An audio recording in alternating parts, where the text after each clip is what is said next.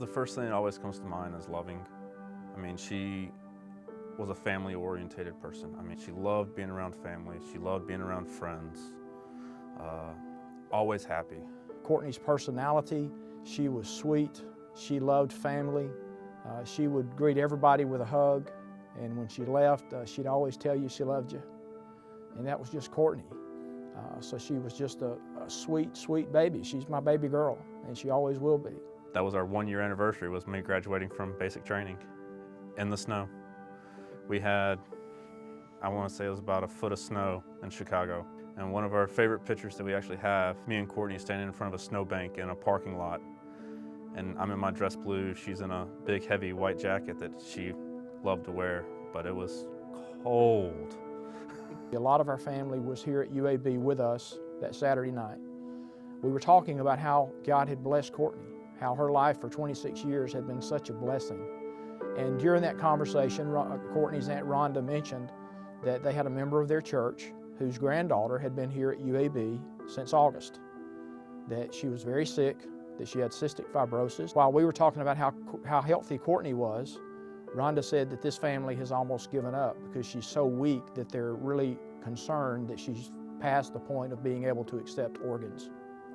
So when Rhonda mentioned that, again, she didn't mention a name, but she told us about that person and that we should pray for her and remember them while we were praying and thanking God for Courtney, and we did. Next morning, Dr. Leopard came in at 4 o'clock to let us know that Courtney had suffered the hydrocephalus shunt failure. He told us that the organ center would come and they would let us know some of the details regarding how organ donation works. Alan, again, met with, I believe he mentioned, one of the nurses or one of the support staff at the AOC came and was talking to him that night. She mentioned that there was this one person that they were really hoping the transplant would work for, because that one person had been there for a long time and had been on the transplant list for an extremely long time. And when she said that, Alan said, "Has she been on the list 14 years?" And she almost dropped everything she had in her hand. She was so shocked. And she said, "There's just no way that you can know that."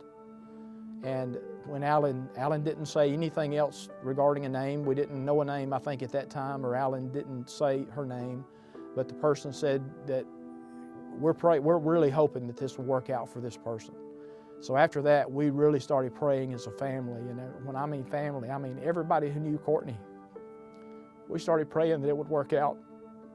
Transplant and everything happened on the 10th, which was a Tuesday.